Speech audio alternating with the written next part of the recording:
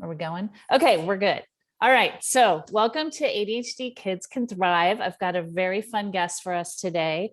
His name is Jacob, and you'll find him on Instagram and Twitter. Are you on Facebook, Jacob? No, just those two. Okay, Instagram and Twitter. And his name is, his handle is ADHD Father UK. So, Jacob, where are you joining us from today? From Bristol in UK. So most people, if they're not from the Bristol, UK, say it's the home of Banksy, the artist. Most people know it Oh, as yes, the I home know of Banksy. Yes, he's Yeah, a so very Banksy cool was artist. born and bred in Bristol. Do you know him? My dad actually randomly used to be his promoter in the 90s. Oh, you're kidding. So my dad did his first art show in this block of flats and did a lot of stuff with him in the early 90s. So we've got a Banksy piece in from when I was a little boy. We kept hold of it. Very smart. I yeah. live in the San Francisco Bay Area, and he just had an exhibit out here that we just went to.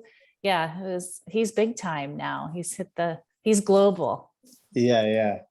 So that's great. Okay, so Jacob, tell us, I've been following you as we were talking before we started this video.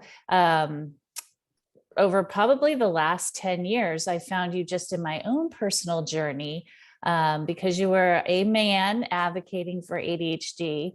And I was just really curious about the kind of things that you had to share and had to say. So tell us, what I'm more curious about is, why are you advocating as a man with ADHD? What is your wisdom that you're trying to impart on others? So I was diagnosed with ADHD at 13. I'm 34 now, so about 20 years ago. And back then, only I would say the last 5 years, has there been this big social media presence where people are wanting to learn more about ADHD and like the podcasts and stuff like that. So from the age of about 13 to about 25, 26, I never knowingly met someone with ADHD. There wasn't an ADHD online community. So that upbringing was quite, at times, feeling very isolated, very on my own. Back then, ADHD wasn't talked about as neurodiversity. It was mental health. You had a mental health difficulty. And so I wanted to from setting, I suppose, this community up. It came from my wife getting pregnant with my daughter, and I looked at sort of what support there was out for girls with ADHD, because we knew we were going to have a girl, and I was shocked to see actually there wasn't much out there, and not much, no one really talking about it. There was definitely no one when I started. I remember Googling, trying to find parents with ADHD who were talking about their experiences, and there was no one out there. So I thought, let's talk about my own experiences. And I think as well, I wanted young, now it's sort of evolved. I think I speak mainly now to new parents who have got children who are quite early on in their diagnosis journey. And I always think it's good for them to see representation at the end of the scale, not just at the young scale, and go, actually, without ADHD, I probably wouldn't be as happy and as fulfilled with my life as I am now. And I think ADHD has good bits and bad bits, and I use the good bits to my advantage, and I don't do much of the bad bits. Good. And I think it's good. I think it's good for parents to go, actually, my mum always says it when we go to play groups with my mum, and she sees, a mum or a dad struggling with a young child who's full of energy, and my mum will go up to him and go, my son was exactly the same when he was your age, and now look at him, he's doing all right, he's happy, so it will get easier. And I think it's that holding hope and saying, actually, it will end up well. Right. How does it end up well? So let me ask you, what do you think your parents did to support you that kind of helped you grow up to be this man with a good sense of self-esteem? How did that happen? I'd love to say, I think in a nice way. There wasn't an ADHD community. There wasn't like now as a parent you can do loads of online searching. It was just books. I think they did a bit of reading, but I think there was some of the stuff they did was normalize it. They spoke about it and they made me know what ADHD is and talked about it. And it wasn't, being a naughty boy. It was just, this is part of you and it's how we work with that. Some of the stuff they did was actually treat me the same as my brothers, and sometimes that was good and sometimes that was bad. But I think realistically it was just, I think I went through those real struggles that all parents, I imagine my parents went through those struggles that all ADHD parents go through. And as an ADHD, I had to learn from making those mistakes. I would love to say they did something really life-changing, but they didn't. They just did the normal thing that most people did. But I think what they did was they normalized it. And it wasn't a naughty word. It wasn't shameful or guiltful or anything like that. It was just, this is Jacob. He's got ADHD, and it was a normal thing in the family. It wasn't like something to be guilty or shameful about. And I think looking back now as a dad, that's something that I really hold close to me, that actually, that's what I think they did well. How did it go for you in school? How was your school dynamics? I think that's the first, I went to 2 schools, and the first school, just there was no knowledge of ADHD. I think they were just talking about it in education. So I was just putting all the bottom classes with all the naughty kids. There are kids without ADHD that are naughty. So I was just put with all them, and nothing really changed. I just, I wasn't ever going to learn anything in those classes. And then I moved school to a school that were a bit more forward thinking. And then I think the thing that changed was, I think my mum always pushed, we weren't from a family with loads of money.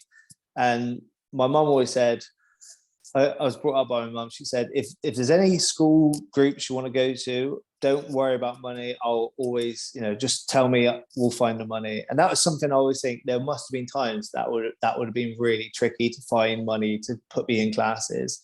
And then I showed an interest in drama. She just pushed me with that massively and helped me use, I suppose, my ADHD extra energy. And that all came out in performing arts and then sports. And I say that to sort of young parents now, whatever their interest is with your ADHD child, push it to the moon. If that's acrobatics, push them in classes. If it's swimming, let's get them in as many swimming classes as you can afford. And, use it as a benefit. And use it to balance if school isn't as fun or a little boring. Yeah. Right. And I think, or to give them and to feed what they really can excel at. Yeah. And I think that's the thing. I think looking back, my parents, with any sort of ADHD, there's, like I said at the beginning, there's things I'm good at and things I'm not so good at. So the things I was good at, they really praised it, really pushed it and said, oh, fantastic. And things I got in trouble for, they weren't too heavy on me. I don't know if I was the youngest of 3, so I probably got away with a bit more anyway. But I remember a couple of times thinking I got away lightly with that. I don't know why, but I got away lightly. So yeah, I think they sort of knew that some things were just impulsive, and looking like straight away, I knew I'd made a mistake as soon as, whatever that was. But I think my mum always thought, and it's not an ADHD thing, she said, whenever you get in trouble, as long as you apologize straight away, there's not much they can get back at you if you hold on to that sort of anger and sort of. So I remember as soon as I get in trouble, I go, sorry, yeah, really sorry. And then there was not much they could do from that. As long as you owned it as a mistake. Yeah, definitely. Oh, that's great advice. If you just kind of cop to it early on. Yeah. It's a good strategy. Yeah, I don't know if it worked like this. Sometimes I definitely didn't mean it, but I was like, I'm sorry. Yes. As an adult, I don't think you can get away with that as much, but as a child, definitely get away with it. Right. Okay. And then I saw you often post, like, you're a big athletic fan, soccer fan, right? Football and I have, fan. and I have seen you post too about how you use like going outside and stuff as a way to like kind of reset yourself being outdoors. Yeah, You've definitely. posted a little bit about how the advocating that really makes a difference and can help you kind of move forward back into the Yeah, daily grind of a definitely. life. I think like I remember watching, I can't remember what it was.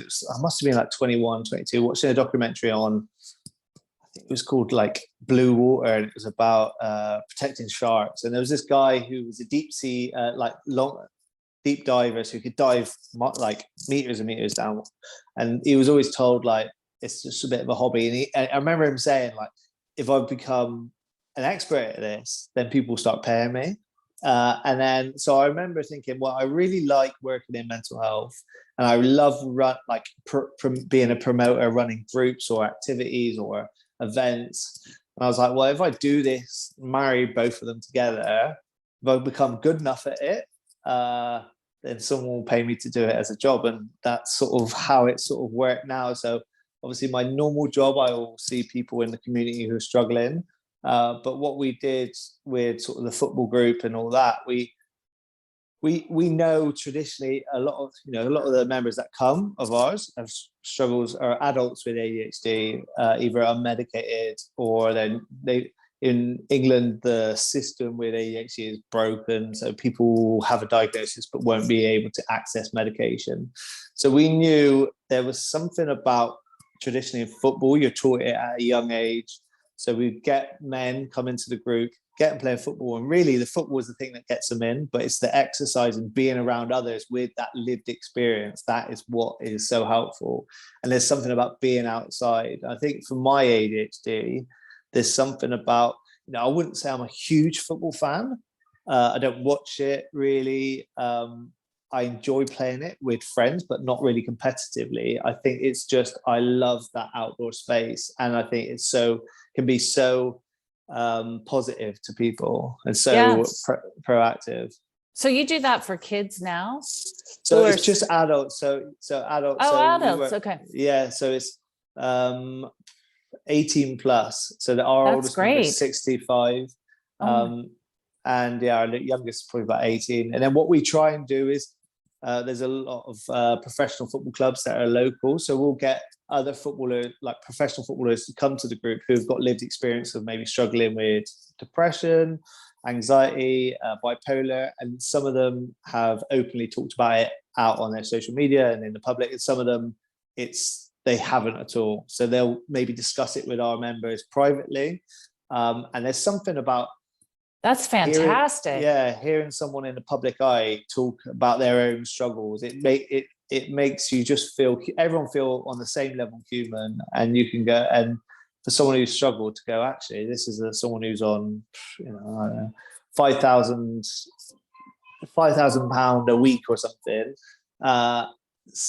You would think they've got the best life in the world, but if they say, no, I struggle the same as you, I think it just cuts them down and shows them actually they are human, and we all struggle.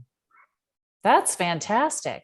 Okay, and then are you a mental health professional too, where you work one-on-one? So when I was my mum's mum went into mental health, then my mum went into mental health, so my mum's a mental health nurse, then my two brothers went in, and then I got into it. So my dad was a promoter and barber, so I think I got the promotion side from him, and then the mental health side from my mum. So yeah, and then like the team I work in now is first episode psychosis. So I'll go and see people who are struggling with first episode psychosis in their houses, in the community. And my job really is to sort of build them up and let them know that this is normal. We all struggle. It's just not everyone talks about it as much as me probably, but it's about normalizing it. And we've massively seen an increase on our caseload of people with ADHD. My mum works in the prison services now, and she said a third of the men in the prison services in England have got ADHD. So yeah, like I think now we're seeing in England there's a big push. There's a huge increase in England, and they're wondering why that is. But I think it's just avenues like this, people talking about it through podcasts, through videos, through social media, and highlighting it, which is great. Yeah. And I think you don't need to go down the path of going to prison, right? If you get help early on. Yeah, and I Right? It's think all early that's the thing. intervention, Yeah, good definitely. parents understanding what's going Like on. when I was a kid, I remember going for an appointment, and they would say the average, most ADHD boys will be either get in trouble for petty crimes and be in prison or the juvenile system, and ADHD girls will have unprotected sex and have loads of babies. And I remember just being like, I'm pretty sure I don't want to go through the criminal system. So how's this work? And if that's a professional telling you at like 10 years old, it's like you're going to get in trouble with the police. Right. Bonkers. And so it's about I think it's about, for me, really supporting people and going, actually, there are other avenues. ADHD, yes, like I said, there's some really difficult bits, but if you use the bits you're good at, you can achieve some amazing things. And the people on social media show that. Like, I've met some amazingly talented people that are so creative, so passionate. They've set up their own businesses or their podcasts, and they do all these amazing creative things. So if you can use your creative juices, I think, or get your child to use them and sort of guide them through those tricky bits, they'll do amazing things. Yeah, I love that, Jacob. I love what you're doing in your life too. Yeah, well, I mean, think, you found your path too. You're clearly a very empathetic person and very understanding, and you're using your talents to help others. It's fantastic. I think, yeah, that's the thing. Like, my employer, they know, like, we've had very open chats, and I said to them, if you want to get the best out of your money, this is what you need to push me for. Push all that, and then stuff. This is the stuff I'm not so good at. So let's not do too much of that. And they get that. They could be like, nah, let's get you to do. And I'm lucky my team are very creative. It's always like in England, an early intervention team has always been known for being very creative and passionate. So I'm lucky there that they understand, and also that I'm able to talk about my ADHD and challenge sort of. We had a meeting last week and sort of challenge sort of old stereotypes about ADHD, and they completely know. I think they get that I'm an expert by experience, where other areas maybe they don't see that. But yeah, I'm lucky that I've got a supportive team around me. Absolutely. I have discovered that those who actually have ADHD are the best experts. And if you can find them in therapy or in teachers, they're an incredibly supportive group to kids and adults. Yeah, I think like there's something about ADHDers that just look at something, whatever that is, slightly different. And so in a team, it's great to have someone like that because they're always going to bring different ideas. Yeah. And so, if you look at places like Google and all these huge companies, Apple, the neurodiversity in that team in these areas is huge because they get it. They get that ADHD. I think something like there's a ridiculous high statistic of architects that have ADHD because the way they look at the maps and the plans is so different. So yeah, I think there's something about our brains that just, I always say to people, it's that lack of fear in asking the question. I always think to people, if you don't ask, you don't get. So I've got no fear in speaking to a footballer and saying, well, why wouldn't you come to our football group? Why wouldn't you do this? Da, da, da. And that lack of fear to go, yeah, let's just set up a group. What's the worst case scenario? It doesn't work. Let's try it again. So we don't have that filter of that fear of trying something new. And as an ADHD parent, there can be good bits of that and bad bits of that. I think like today we've had a non-stop day of like activities for the kids. And sometimes I always think that's great for the kids, but then sometimes like today at the end of it, I thought, should I have maybe done a little bit less? And then they would have maybe enjoyed it a little bit more. But I think my dad probably had ADHD, and some of my best memories of being a child is that sort of him just going, right, let's just all get in the car and go on a drive around the corner, find this fair that we didn't even know was there, and then we go for a drive and a walk through like the woods and let's pick up some wild mushrooms. Those sort of weird and just impulsive things. As an adult now, those are some of my favorite memories as a child. I love that. He sounds fun. Yeah. That's awesome. All right, Jacob, do you have any other words of wisdom? You've said I kind think of like a lot of great stuff. for me, it's like if you're a parent of an ADHD child, I think however hard it is at this stage, and being a parent for a young child anyway is really hard. So if you put the ADHD stuff in there, it's going to be at times really tricky, but just know it will get better. I always say to the parents, the best advice is just to do your research here, and not just like hear medical people talking about ADHD. The best advice is hearing people with lived experience that talk about their experiences, the real ADHD of how you go through that, and know that actually all these children want is that they love and time and presence, that you're there. And it's not, I say this to a lot of parents, it's not how your ADHD child can live in your family and cope and deal with your life. It's how that family can live in that amazing, magical ADHD person's life, and how they will, as a family, you will need to change your ways, because it's about how you can make it more, not accessible, but just more kinder for that ADHD person, because it might be difficult at the beginning, but I can guarantee you long term, it's the best thing you can do.